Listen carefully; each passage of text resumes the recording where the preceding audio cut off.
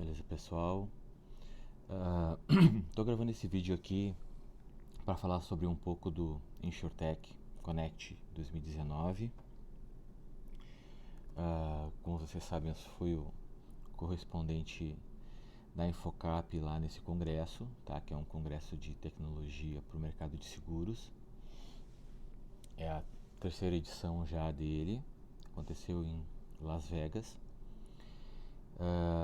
E eu quero contar para vocês um pouquinho do que eu vi lá, das tendências, as tecnologias, o impacto que as pessoas imaginam que elas vão ter nesse mercado, na vida das pessoas. E vamos falar um pouquinho sobre essas tecnologias aí, tá? Se falou muito sobre inteligência artificial, blockchain, telemetria e IoT, como isso vai afetar os seguros. Também quero comentar um pouquinho de outras tecnologias que eu vi, muito voltados para a parte de sinistro, captura de imagens e, e também para medição de risco. Vi algumas outras palestras também que falavam sobre o futuro assim, da sociedade, de tendências, de coisas que vão para acontecer que eu acho interessante colocar. Falar um pouquinho sobre o Venture Capital, que são esses investidores que estão financiando essas startups que estão surgindo. E agora na conferência, bom, o ITC aconteceu agora dia 23, 24 e 25 de setembro. O primeiro dia 23, foi uma pré-conferência, né? Então tinham palestras, algumas palestras regulares do evento, mas para a delegação brasileira, quem veio através do CQCS, teve uma pré-conferência específica para nós lá. Então tinham pessoas que estavam interessados para falar para os brasileiros, vieram e deram algumas palestras. E teve uma palestra muito interessante de um Venture Capital que eu vou falar um pouco depois. Falar um pouquinho da feira, do que eu vi lá, e depois disso fazer algumas considerações finais. Bom, sobre o que mais se falou nessa InsurTech basicamente são essas três tecnologias aí que é o grande frisson do momento agora, né? Falar sobre inteligência artificial, blockchain e telemetria. Essas são as palavras do momento agora, né? Que foi muito também do que se viu lá no CQCS, lá a gente que foi pro CQCS no ano passado, se falou muito disso. Na verdade não foi no ano passado, foi esse ano. E se falou muito disso. Então, as visões que se tem agora do mercado, o que vai acontecer e tal, basicamente foi o que a gente viu lá, né? Até muitos palestrantes eram os mesmos que estavam lá. E as perguntas também continuam as mesmas, sobre o que vai acontecer, onde é que esse mercado vai parar, o que de fato essas tecnologias vão transformar no mercado. Ainda é cedo para se afirmar com certeza que pode ser. A gente tem uma noção, tem ideias, né? O pessoal até anda sonhando bem alto sobre o que essas tecnologias vão trazer, mas a verdade é que ninguém sabe exatamente qual é o real potencial dessas tecnologias e qual o uso que a gente vai fazer delas. Vou começar falando sobre a telemetria.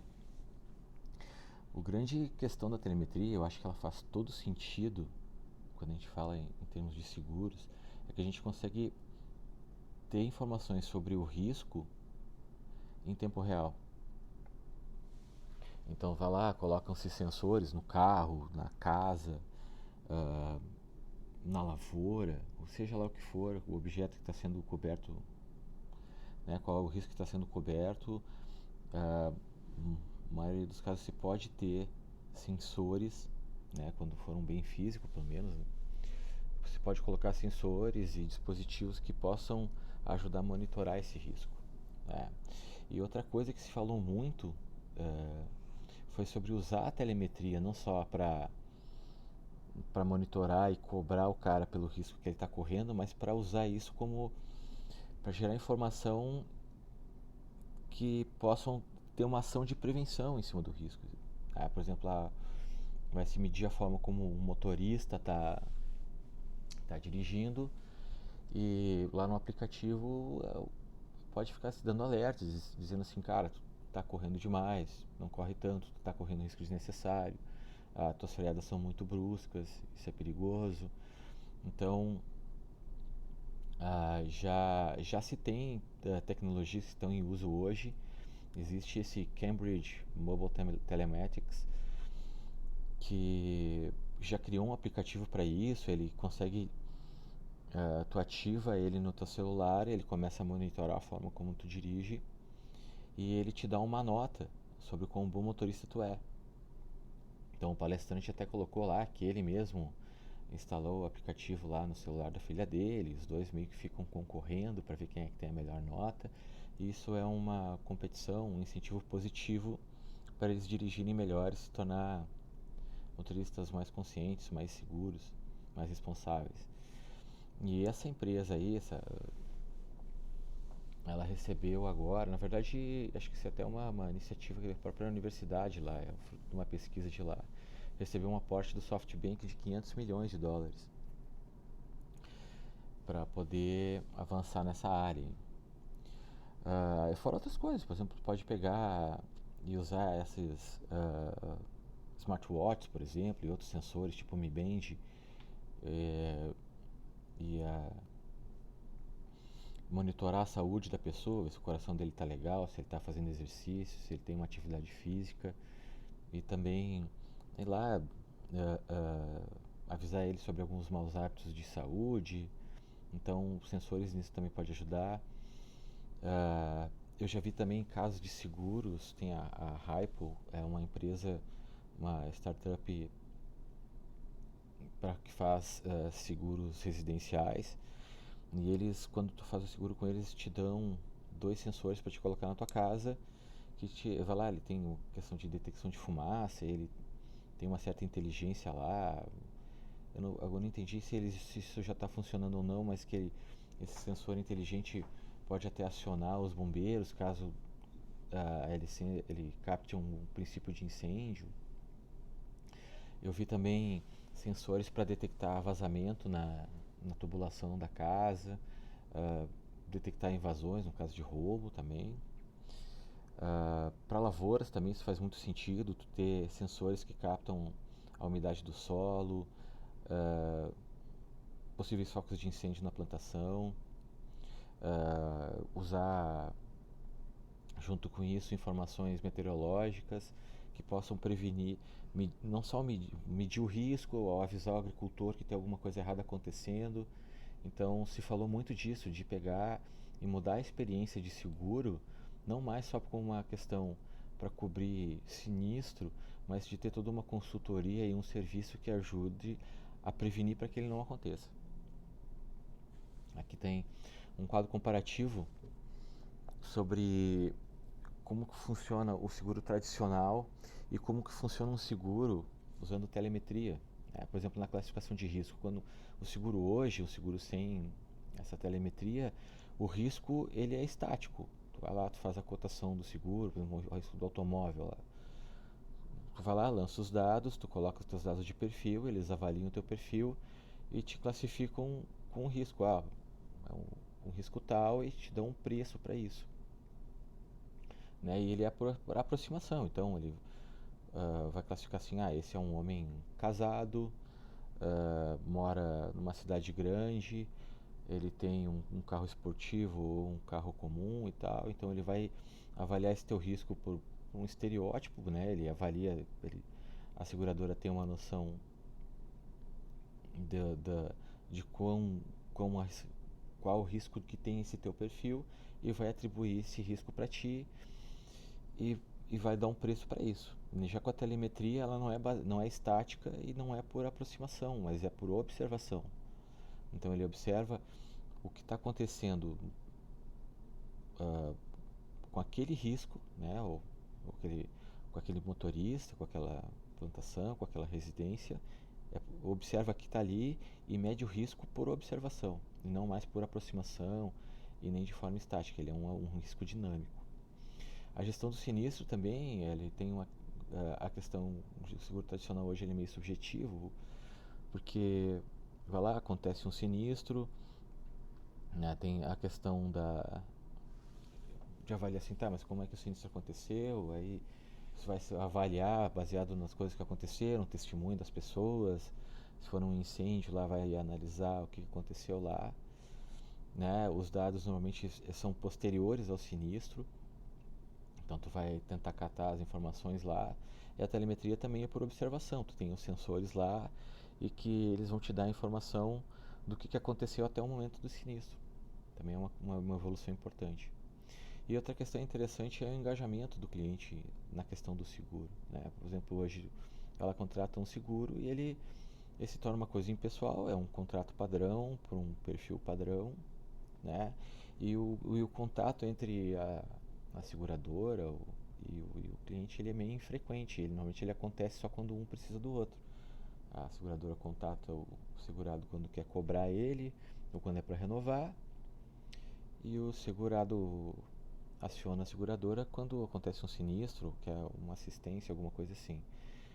Já quando tem a telemetria, tu está usando um dispositivo móvel, um celular, tu tem um engajamento melhor do cliente, porque ele está sendo alertado do risco, ele tem uma noção do que ele está correndo, se ele está pagando mais por aquilo ou não, né? Porque já que o risco é medido o tempo todo, a seguradora pode mandar alertas sobre isso, alertas sobre prevenção, então tu tem um contato mais frequente com o teu cliente e ele se torna mais pessoal, ele não dá um alerta genérico, ele vai dizer assim, fulano de tal, o teu risco agora está maior, ou, parabéns, você conseguiu reduzir o teu risco porque tu mudou teu comportamento, ou melhorou a estrutura da tua casa, seja como for. Então são evoluções interessantes. Aí passando para IA, a inteligência artificial, a, as expectativas que se tem em cima da inteligência artificial são altíssimas, né? Parece que os caras falam em inteligência artificial e parece que ela vai realizar todos os nossos sonhos, assim, tudo que sempre se sonhou em termos de seguros e de produtos vai ser resolvido pela IA. Então as expectativas são muito altas, mas a gente ainda não sabe até onde que isso vai chegar, né? Então as pessoas acreditam que a IA vai possibilitar o que eles chamam de PFP, Perfect Fit Product, que seria se conseguir criar produtos de seguros que consigam cobrir exatamente o risco, as necessidades daquele cliente, né? Então, baseado numa massa de dados gigante que vai vir lá da telemetria, do IoT, a IA vai conseguir analisar esses dados, vai conseguir medir o risco dele, conseguir oferecer produtos que sejam complementares aos riscos que esse segurado tem, que precisam ser cobertos. Então, a IA, em tese, poderia nos proporcionar isso tudo num futuro não muito longo. Só que, a meu ver, e os mais céticos assim também comentam sobre isso, né, é que ainda tem um longo caminho a ser percorrido, né? A gente tem muitos dados que precisam ser coletados, que estão começando a ser coletados agora, principalmente com a telemetria, e depois disso a gente tem que começar a entender esses dados, criar modelos de inteligência artificial que possam analisar eles, rotular eles, individualizar eles, aprender a como individualizar isso para aquele cliente, ter uma medição de risco mais precisa. Então tem um longo caminho a ser feito, bastante trabalho para ser feito para se chegar lá, tá? Mas a respeito de IA, o que você acha que se vê hoje, assim, de gente que tá, o que que está sendo hoje? Basicamente detecção de fraudes, conseguir pegar e ver comportamentos, tanto na parte da contratação quanto em sinistros de possíveis fraudes que estão acontecendo, né? Do estudo do risco em si, então isso é uma coisa que ainda está na fase inicial, até porque é agora que está começando a coletar dados, mas precisa de cada cliente, né, com a telemetria, então isso ainda está se aprendendo, mas já se usa inteligência artificial para poder fazer o estudo de risco e ah, também se está usando muito inteligência artificial para usando o reconhecimento de imagens. Então aconteceu um sinistro com um carro, por exemplo, vai lá, tira fotos do carro, aí analisa aquela foto, consegue determinar o quanto foi o estrago, as peças do carro que foram danificadas e até fazer uma estimativa do custo que vai ter o conserto desse carro ou se foi ter perda total. Então isso já está bem avançado, isso já tem ferramentas funcionando muito legais nesse sentido. E o outro lado da inteligência artificial é o dos bots de atendimento. Então, bots para receber aviso de sinistro, para interação com o segurado, ou mesmo com os corretores. Então, a IA já está em uso nesse lado aí. Se está se falando muito também sobre blockchain. Blockchain é uma tecnologia que tem um potencial muito grande para transformar a indústria do seguro, porque ele pode simplificar demais os processos, porque o seguro é um produto complexo, né? Ele envolve muitas partes, ele envolve a seguradora, o corretor, o segurado, às vezes tem a resseguradora, e se acontece um sinistro, por exemplo, de automóvel lá, uma pessoa bateu no carro da outra, às vezes, então já são duas pessoas que estão envolvidas ali, talvez duas seguradoras, muito provavelmente, né, as duas vão ter seguro, as duas seguradoras vão ter que se comunicar, as seguradoras por sua vez vão ter as suas resseguradoras, então é um produto complexo. Então se tu tem uma base de dados confiável, né, que esteja distribuída, ou seja, que ela seja a prova de fraudes, que é o que o blockchain nos proporciona, já que é um banco de dados que está distribuído, uma pessoa só não consegue ir lá e alterar sem deixar vestígios. Então os players podem confiar que aquela informação que está lá no banco de dados é correta, ela não foi adulterada. Isso faz com que todos possam usar o mesmo banco de dados e alimentar os dados ali, e os players que são envolvidos naquele processo possam consultar e ser alertados quando alguma coisa acontece. E o potencial que isso traz em termos de redução de custo, de simplificação de processos, de experiência ah, do, do cliente é gigantesco. Por exemplo, eles deram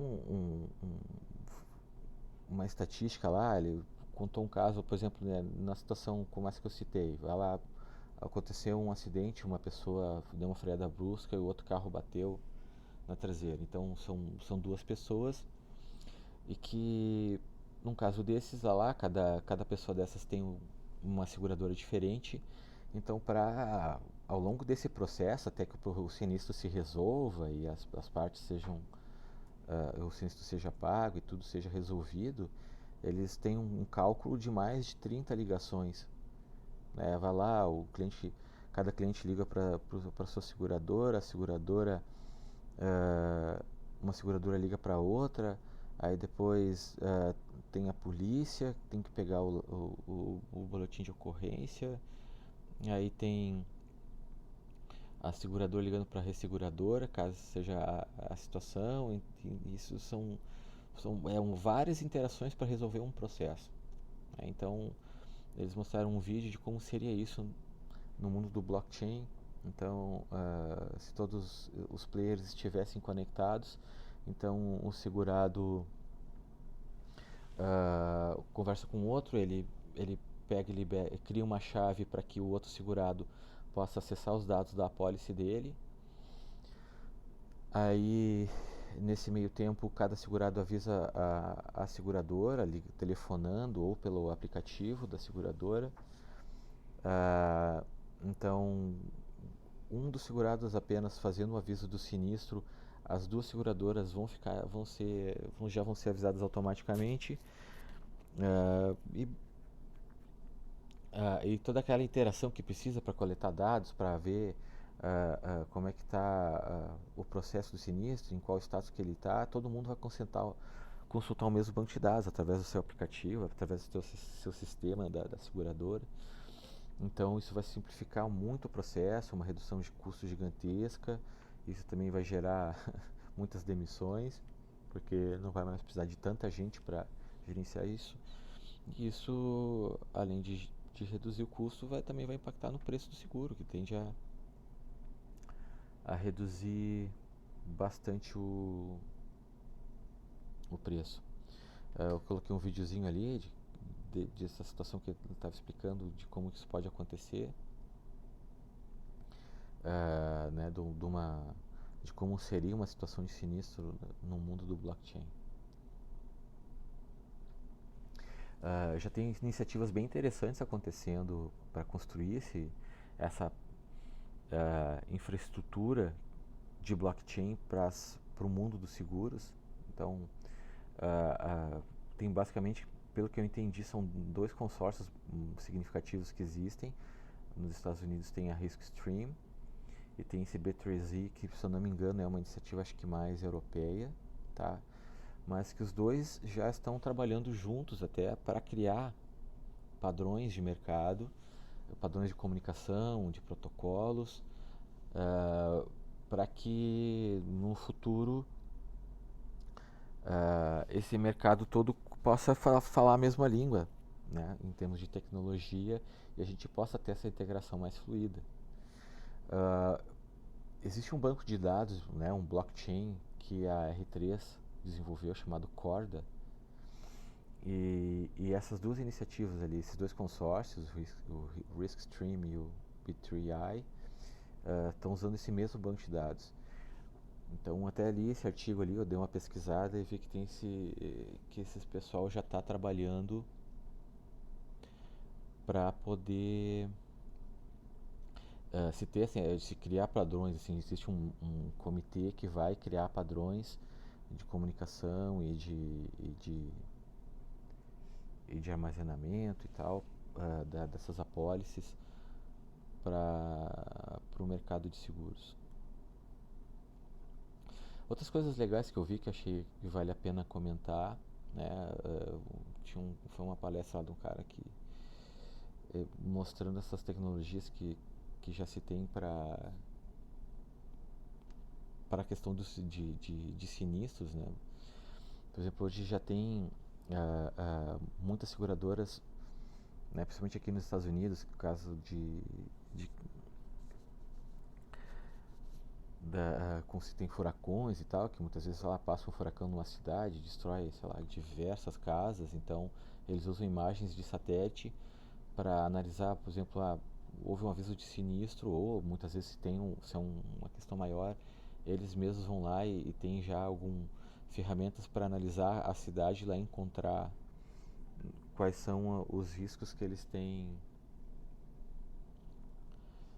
quais são as residências que eles têm seguradas naquela cidade, e identificar através de imagens, com um antes e o depois, com imagens de satélite, para ver como era a casa antes e como ela está depois da passagem do furacão. Então, por exemplo, ele mostrou uma imagem, por exemplo, que eles usaram uma inteligência artificial, onde tinha lá numa mesma imagem, sei lá, tinha dezenas de casas, e a inteligência artificial conseguia pegar e identificar cada casa naquela imagem e determinar quais tinham acontecido um sinistro ou não, só pela foto do telhado delas lá, para ver se elas já tinha acontecido alguma coisa.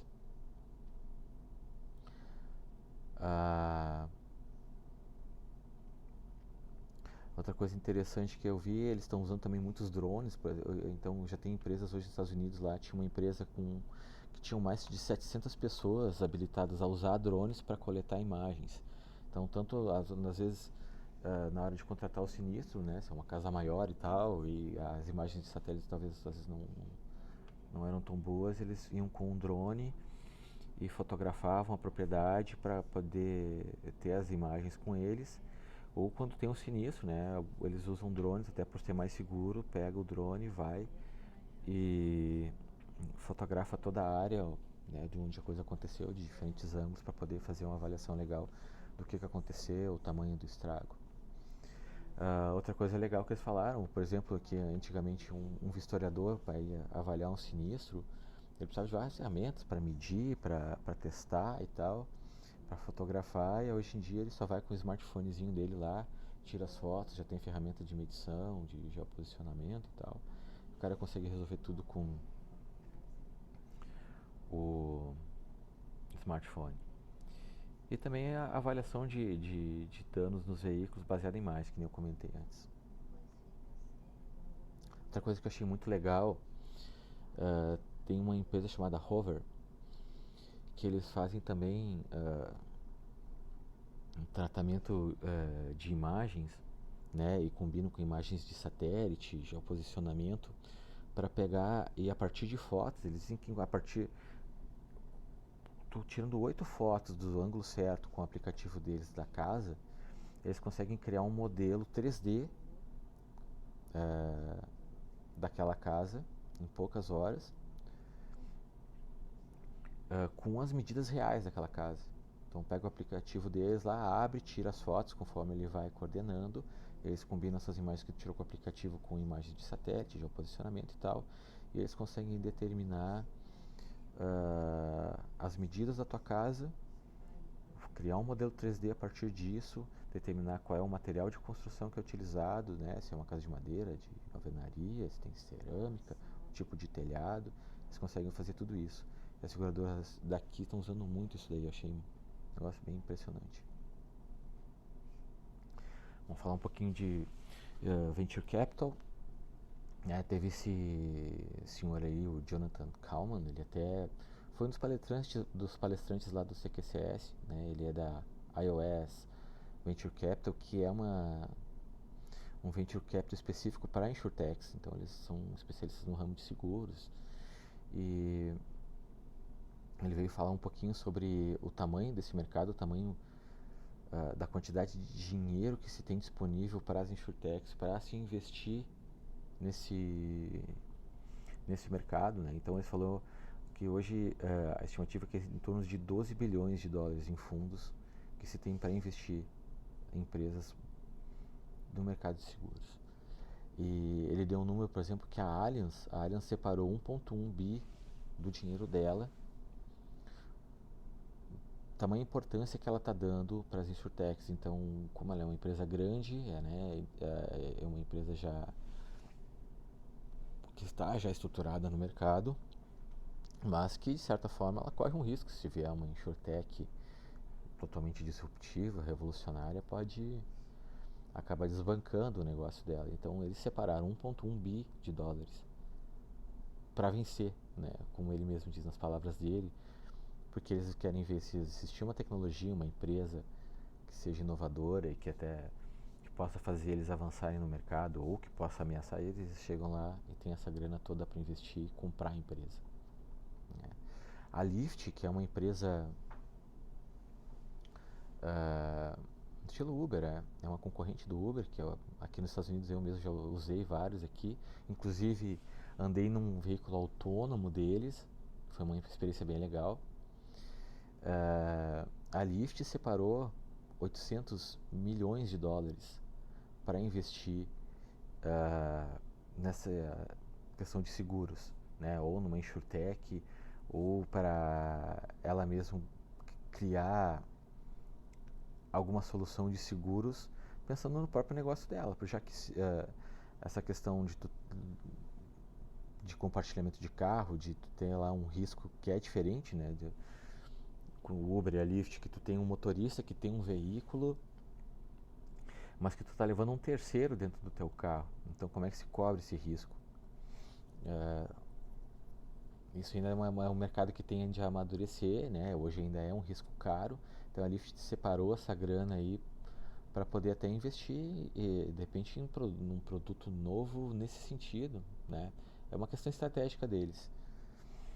Ah, uma coisa interessante que ele é uma frase meio assim, uma frase de impacto que ele colocou, que ele fala assim que venture capital procura perdas até o negócio dar lucro.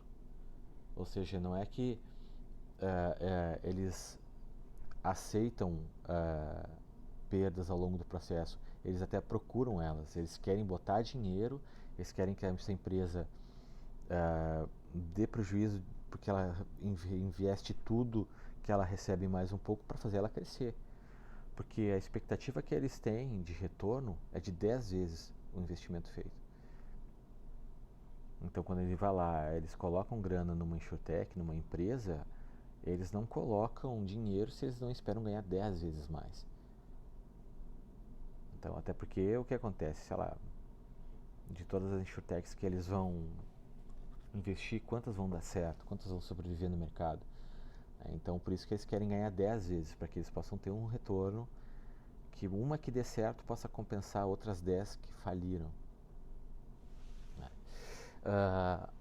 As expectativas, digamos assim, onde é que eles acham que estão as oportunidades melhores em termos de seguro são em novos ramos, em tipos de ramos que talvez a gente não tem ainda hoje, né? Ou mesmo situações que a tecnologia está criando, como essa do Uber, por exemplo, né? Ou sei lá, um Airbnb, que tu tem uma casa que tu compartilha, tu aluga diariamente para terceiros, né? É um tipo de risco diferente e que talvez se criar um produto diferente nesse sentido, né?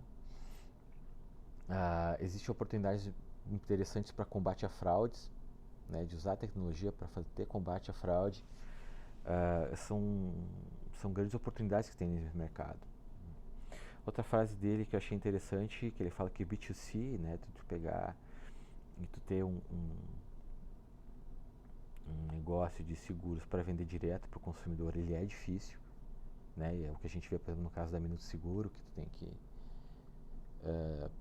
parir uma bigorna para poder vender um seguro online, né? Tem que se gastar rios de dinheiro em marketing, o custo de aquisição dele é gigante. Então tu precisa renovar o cara 2, 3 anos para pagar o custo de aquisição para começar a ter lucro com ele. Então eles acham que isso o B2C é um mercado complicado, eles não dificilmente botam dinheiro nisso. Isso é a visão deles, tá? Não tô dizendo que é uma visão do mercado de Venture Capital como um todo, mas a visão do Jonathan Kalman e do EOS Venture Capital. E eles dizem que quando eles investem numa empresa, eles procuram empresas que tenham um produto e que tu possa fazer cross-sell a partir dele. Então tu tem um produto de entrada que talvez seja mais barato, mas que traga um cara para tua base de cliente e a partir daí tu conseguir oferecer produtos complementares através de venda cruzada. Aí quando ele aqui a palestra dele no caso foi específica para a comitiva brasileira, né? Então ele pegou e falando do Brasil, ele disse que o fundo deles tem um interesse importante, né, no Brasil, eles querem poder investir no Brasil, né, especialmente porque é um tamanho, o Brasil é grande, é um país gigante, tem um mercado de seguros muito grande e pouco explorado, é um mercado imaturo ainda na visão deles, né, precisa crescer muito, então eles veem que isso tem grandes oportunidades. E achei curioso que ele falou que o novo governo brasileiro, né, isso palavras deles, que o novo governo brasileiro está fazendo reformas importantes e que vão trazer prosperidade para o país e isso gera oportunidades e dá mais confiança para esses investidores botarem dinheiro no Brasil. Então achei interessante compartilhar isso. Outra palestra achei interessante foi de uma jornalista que estava lá, ela não é de fora do ramo do seguro, chamada Kara Swisher. Ela é colunista do New York Times, do Washington Post. Ela criou também um website chamado Recode. E ela é uma pessoa bem influente nesse ramo de tecnologia, já entrevistou os principais nomes aí, o Elon Musk, o Jeff Bezos e políticos importantes. Ela tem muita conexão com Washington, com os reguladores e legisladores e tal. Então ela estava colocando um pouco da visão dela sobre quais são as tendências-chave para o futuro agora, né, de coisas que ela acredita que vai acontecer, transformações que vão ter na sociedade. Eu achei legal compartilhar um pouquinho. Então ela disse que a inteligência artificial é uma coisa que vai avançar demais, é uma tecnologia-chave para o futuro, né? A robótica e a automação também vão avançar bastante. A parte de mobilidade urbana, de a explosão de transporte, também vai passar por uma mudança grande, né, com os veículos autônomos que já estão por todo lugar. Eu mesmo aqui em Las Vegas, eu já vi vários Teslas rodando, né? Eu também andei num carro autônomo da Lyft, foi bem interessante. Então esse tipo de solução vai continuar avançando cada vez mais. Novas soluções em termos de tecnologia, né? Por exemplo, aquela The Boring Company lá do Elon Musk, os caras querem construir túneis subterrâneos para que os carros possam entrar e andar em alta velocidade, se deslocar de um ponto até outro das cidades, lugares que são muito congestionados. Transporte através de drones também, né? O próprio Uber acho que tem uma iniciativa desse tipo, não sei se a Lyft também tem, de tu ter drones que façam transportes de uma distância maior. Então, de vídeos que eu vi, ela comentou que, por exemplo, tu quer ir de um ponto até outro, uma cidade até outra, sei lá, tu quer, sei lá, diz, por exemplo, uma cidade como São Paulo, que é muito congestionada, ou Los Angeles, que nem aqui, se desloca com um carro até um prédio, onde lá em cima tem uma estação, lá, tipo sei lá, uma rodoviária de drones. Não sei que nome que se dá isso. Tu sobe até no topo daquele prédio, o drone vai lá, tu entra, os passageiros, ele vai te levar até uma outra estação onde tu queira ir, e aí depois tu desce e pega o carro de novo e se desloca até o teu ponto de destino final. Então isso é uma questão que eu acho que ainda vai avançar bastante, que vai revolucionar bastante.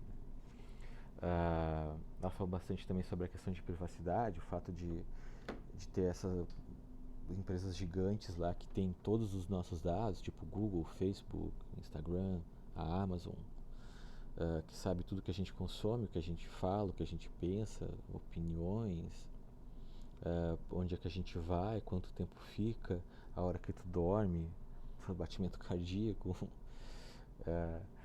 o quanto tempo tu passa no celular. Esses caras têm informação demais, né? E ela diz que os dados são um novo ouro agora. Então é isso, com essa questão da inteligência artificial, tu precisa de muita informação para te poder gerar inteligência.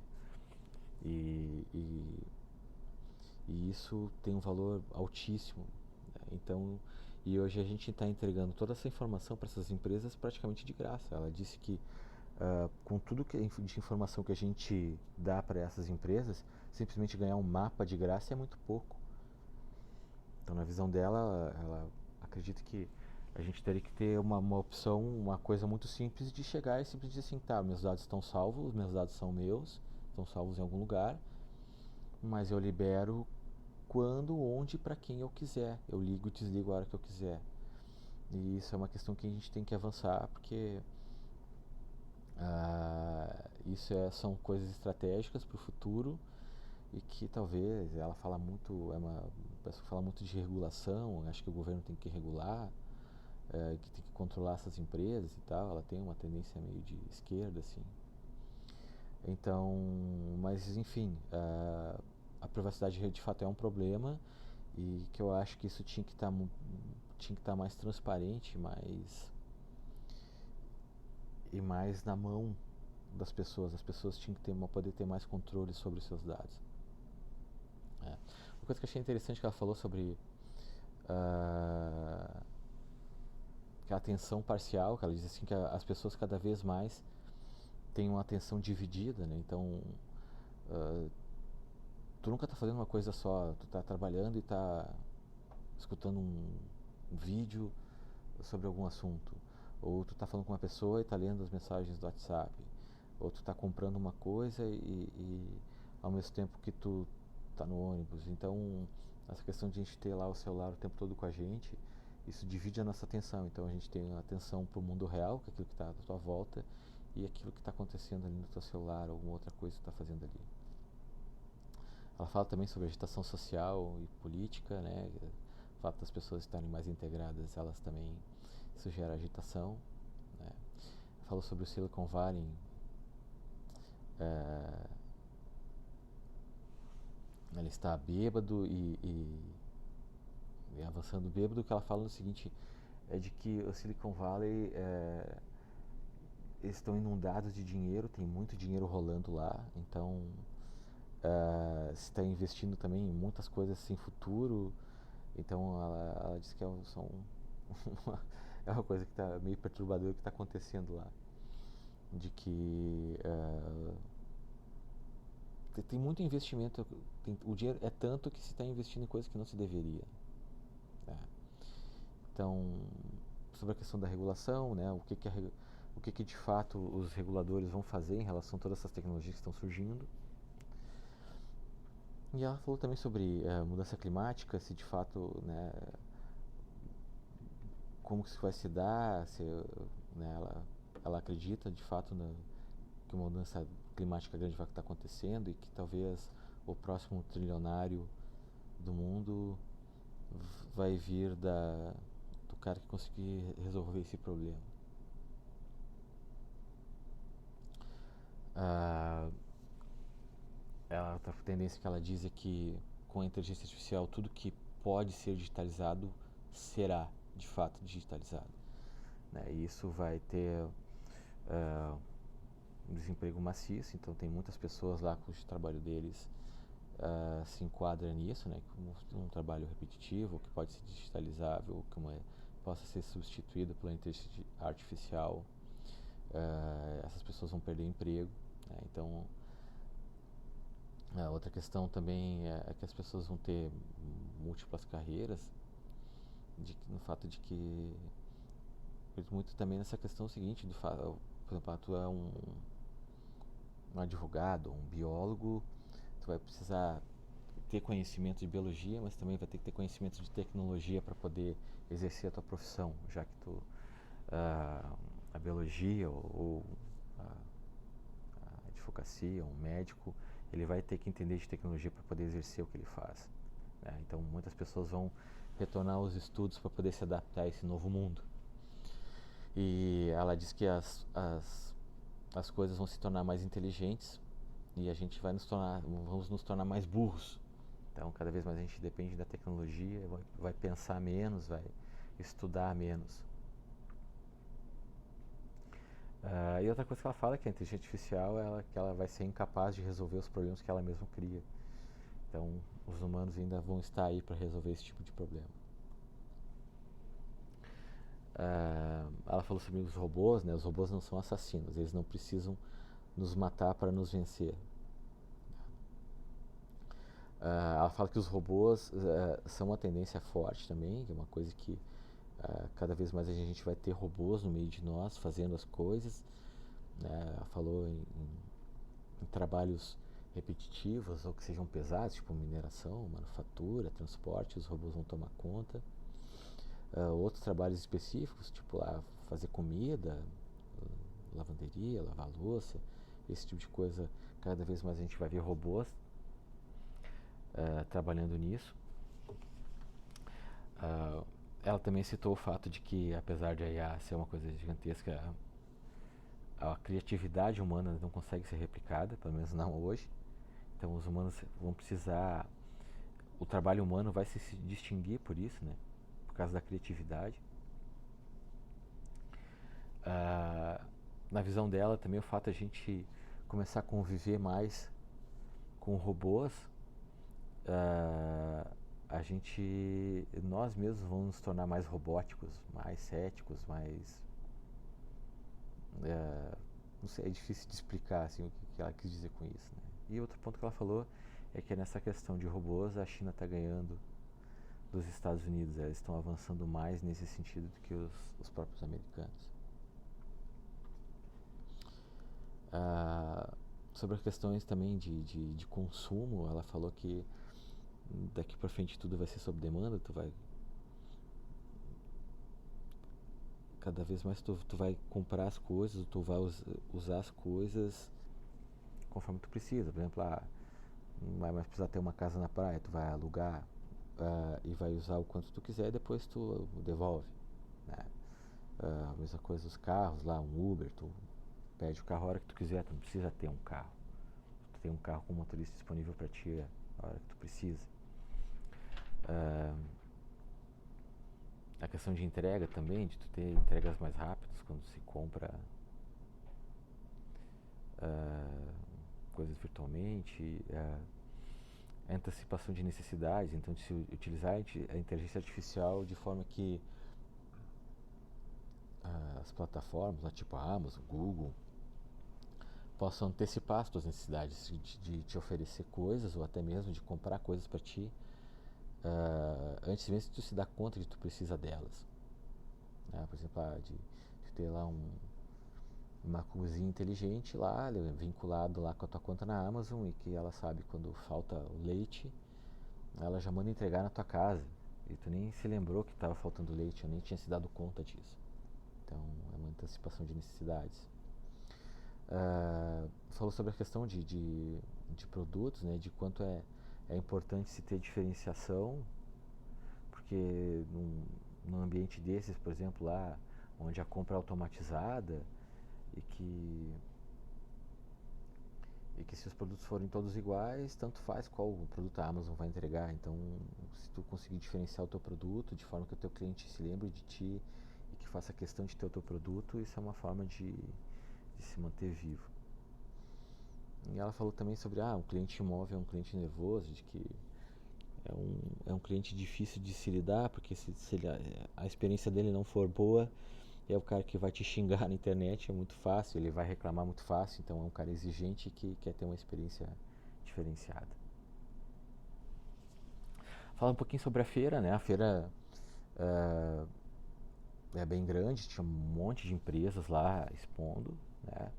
Uh, pelo que eu vi, assim, sei lá, mais de 80%, talvez 90%, eram tudo voltados para seguradoras, com soluções tecnológicas para seguradoras, ERPs para seguradoras, empresas de inteligência artificial lá que para monitoramento de risco, né, IoT, tinha muitas empresas vendendo sensores diversos lá demonstrando os seus produtos para seguradoras. Vi algumas empresas de chatbots, muita coisa para gestão de sinistro, os caras com um mapa lá, né, pega essas seguradoras gigantescas, então tinha lá um mapa do mundo todo com os pontinhos piscando lá onde é que estava ocorrendo sinistro, para acompanhar em tempo real a coisa. Muitas empresas de captura de imagens lá, por exemplo, empresas com imagens de satélite, empresas com drones lá que vão nos locais, que tem uma cobertura em todos os Estados Unidos de drones, então bastante coisa nesse sentido. E bom, as minhas considerações finais, assim, o que eu vejo que se tem expectativas enormes em relação a essas tecnologias, né, IA, blockchain e IoT, então os caras acreditam que isso vai mudar muito o mercado, né, não se sabe o quanto ainda, né, muitas coisas eu acho até exageradas, né, muita expectativa assim de acho que vai mudar, me parece meio exagerado, tá, mas hoje ninguém sabe de fato o que vai acontecer, né? A gente tem que contar que vão vir cabeças novas, com ideias inovadoras e que vão trazer transformações, mas a gente não tem como prever quais são, né? Tem esse gráfico aqui que eu acho muito legal, é o Hype Curve, que foi o Instituto Gartner que criou isso daqui. E quando se fala de uma tecnologia nova, normalmente ele passa por esse ciclo de vida, né? Então, quando tu tem a ideia da inovação, na medida que essa tecnologia vai avançando, as pessoas começam a ter expectativas muito grandes em cima delas, então até que ela atinge um pico gigantesco, né, de expectativa. Então as pessoas começam a achar, nossa, isso aí vai ser revolucionário, vai resolver todos os nossos problemas. E muitas vezes até por não entender muito bem essa tecnologia nova, as pessoas acham que ela vai resolver tudo. E na medida que o tempo vai passando, né, vão surgindo os problemas e vão acontecendo as desilusões e as pessoas vão caindo na real em termos de expectativa. Então a coisa vai lá para baixo de novo. E então aí nesse momento os trabalhos continuam sendo feitos, a tecnologia continua avançando um pouco e aí ela começa a voltar em termos de expectativas, as pessoas começam a entender melhor essa tecnologia, ver de fato qual é que é o real potencial dela e começa a ter um retorno pleno, né, do que de fato ela pode fazer, aonde que ela pode chegar e quais são de fato os problemas que ela resolve, né? Então eu acho legal esse gráfico. Então olhando para isso, né, eu vejo que a gente está num momento de pico de expectativa em relação a essas três tecnologias, né, em termos de especialmente inteligência artificial. Parece a impressão que eu tenho é que os caras estão achando assim que a inteligência artificial vai resolver todos os nossos problemas, que eles vão vai realizar todos os nossos sonhos. Então eu acho que a coisa ainda está imatura. Eu acho que a gente, né, olhando para essa curva aqui, eu acho que a gente ainda vai passar por um momento que as pessoas vão cair na real, vão ver que a inteligência artificial talvez não seja essa bala de prata que as pessoas acreditam que ela é, e depois a coisa vai começar a amadurecer. E outra coisa que se discutiu bastante lá é a questão seguinte: para se criar todas essas mudanças precisam de talentos, né? Então, por exemplo, a revolução que o Google, o Facebook, o Uber, o Netflix criou, tudo foi baseado em talentos, né? Pessoas com talentos e com conhecimento para fazer essa roda girar, para fazer essas mudanças acontecerem. E, e para atrair esses novos talentos, a coisa é complicada porque tem várias indústrias, né, vários ramos que estão disputando essas pessoas à tapa, né, e essa guerra já começou também no mercado de seguros. Então eles falam, por exemplo, aqui nos Estados Unidos, que o seguro nunca foi uma coisa sexy, né, nunca foi uma coisa atraente, sempre foi uma empresa que as pessoas meio que desprezam, um mercado, né, sem inovação, sem grandes atraentes, assim, não é nada da moda. Então isso gera uma dificuldade um pouquinho maior para atrair as pessoas para esse mercado. E outra também é preparar quem já está no mercado. Essas pessoas que estão hoje no mercado têm muito valor, elas têm um conhecimento, né, do mercado e que elas precisam se adaptar para as mudanças que o blockchain vai trazer, que a telemetria vai fazer, que a inteligência artificial vai trazer. Então, são mudanças importantes e que as pessoas precisam se adaptar e as empresas precisam investir em preparar as pessoas para essas mudanças. Beleza, é isso. Espero que tenha sido útil as colocações que eu fiz aqui. Fiz questão de gravar esse vídeo para poder compartilhar com todo mundo né, qual foi o meu sentimento, as coisas que eu vi que me chamaram a atenção nesse evento, né. Fiz questão de fazer logo também para não deixar esfriar essas ideias que estavam na minha cabeça. Então tá, beleza, era isso aí, valeu.